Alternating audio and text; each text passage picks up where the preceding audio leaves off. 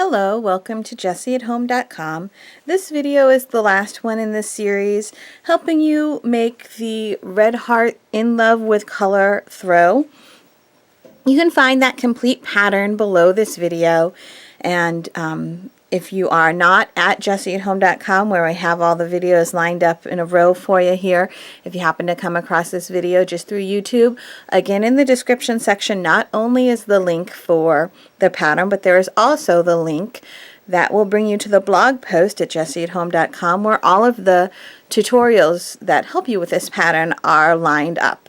You still need to actually go ahead and grab that pattern off of redheart.com. It is free. You can either read it off of your computer or you can print it out from there and have it in front of you. Either way, that gives you all the information you need, and it gives you color. It gives you one color plan, the color plan that you can see in the throw that's in the photos.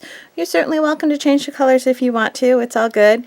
Do what makes you happy, and while you're there, if you need to order the yarn, you can order that yarn from redheart.com.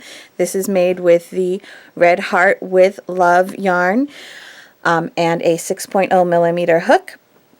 And now we're just going to talk a little bit about the joining, and I'm going to show you the method that I used and that I describe in this pattern. I find it to be a pretty friendly method for beginners of to join motifs. And you do need to start off. You'll lay out your pattern upside down. These are actually the backs of all these motifs. You'll want to have woven in all of your ends, except for that very last end in the pattern. It says to leave a long tail for sewing the blanket together. If you didn't leave a long enough tail and you just weave it in, that's fine. You can just grab a new piece of yarn. It's not the end of the world. But I try to remember to leave that long tail, and then I can just use that to sew everything together. You do need to then just thread it up onto a yarn needle. Okay, there are these really nifty finishing needles. Of course, mine's a little out of my screen. Let me grab it. Okay, there are these really nifty finishing needles, the Susan Bates, which is also part of the Coats and Clark's company. I love these for weaving in ends, but I really prefer the metal one, which you can still also grab from the Red Heart website. They do have the metal ones as well. I prefer the metal ones, or even the plastic one with a little ball at the end, for doing this bit, because I find these are great for weaving in ends, but I tend to lose my yarn all too often when I'm actually sewing something together. And these are perfect for when you did not leave yourself a long enough tail. I cannot tell you how many times this little guy has saved my life because I got stingy with my yarn, which just don't do that. You leave yourself a long enough tail. I don't know why I have an issue remembering to cut a long tail. But anyway, let's talk about the whole joining. In the pattern, there's a layout, a diagram for how to lay out your pieces, and it's actually put there so that you lay your pieces out upside down. It will end up correct. All right, I wrote the pattern, I designed the pattern from the back, since you're doing this joining from the back. Now, once you've figured out where everything goes, start joining pieces just two at a time. So we're going to start with this little join here, and it's this edge straight, these two edges straight together. And the corners each have a chain 2. So basically one chain goes to one side and the other chain goes to the other side. And then every single piece has, every single motif, regardless of which motif it is, has the chain 2 corners, and then the 3 double crochets, chain 1, 3 double crochets, chain 1. They all have the same layout on their edges, so that this works together well. The only place where there's differences are the cutoffs on this corner piece and the cutoff on the triangle piece. And when you get to those, you just kind of have to wing it a little bit. All right, so we have our chain 2, 3 double crochets, chain 1, 3 double crochets, chain 1, 3 double crochet. All right, and then we have this little blip from the end from where we fastened off, and I'm going to take that little blip from the end from where we fastened off and connect it to the chain 1, to the first chain of this chain 2 at the corner. So what I want to do, let me try to lift this up and get you, actually, you know what? There's a zoom on this camera. And let me just zoom you in. Oh, helps if I turn it the right way. Whoa, zoom in a little bit here. Here we go. And I'm going to move this out of the way. Move this over. And here we are. You're going to actually go catch the back loop only of this chain one, and then this little blip that happens when you do your fasten off, and pull them together. Okay, now you're going to catch the back loop only of the next stitch and the back loop only of the next stitch on this one. And keep going. Back loop only, back loop only. And you can just keep doing that all the way across. Okay. Well, this is just one method. There are certainly other methods that will work as well. Maybe I'll show you a little bit of those. Let me try not to stick my, it's hard for me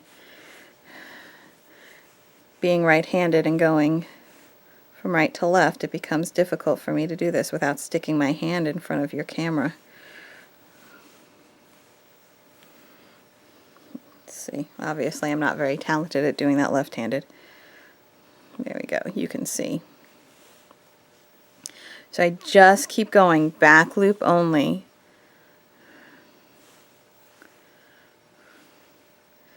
We're going to go all the way across. And then, of course, you might have another piece you're joining to when you get to the end, or you might be ready to weave in your ends. Okay, and this is the first of the 2 chain 2, and this is the first of the 2 chain 2. So that is the end of our corner. When you join the next octagon here, when you get to this corner, you might find that you want to kind of cross hatch over the corner a little bit just to really secure things down. Do what makes you happy. Now, you can see that I did this. It's maybe a little looser than it wants to be. Now, people might be inclined to do this. It's really easy to do that, but your blanket won't lay flat. So if you've done that, you want to kind of give it a tug and make sure that it's going to still move.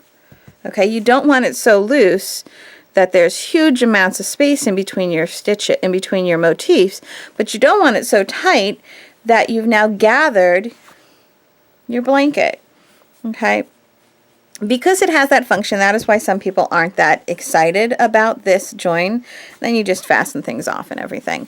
So let me show you, let's see, figure out how the next pieces go together.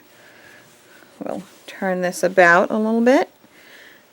We'll zoom out a tiny bit here so you can see a little bit better what we're doing. Okay, we have this corner, and then we have this corner. Okay, and you can see that the way, where is my, here we go. You can see that the way this one lines up is these 2 sets of 3 double crochet actually get attached to this corner piece. These 3 sets of 3 double crochet attach to these 3 sets of 3 double crochet. These last 2 are going to attach to most likely the little triangle piece that would go in right there. Okay, so let me show you another way of doing this in case you don't like the way I just did it. This is kind of a back and forth method where you just basically catch a few stitches. Okay? And then you're going to come up here, making sure that everything's lined up, and you're going to catch like 2 from this piece and 2 from this piece. Again, you don't want to pull it too tight, and then you're going to go back the other direction. 2 and 2. Okay, don't pull it too tight. And then in this case, you're working those chain 1 spaces, so you can really only catch 1 and 1. That's all that's there. But here you can catch 2 and 2 again.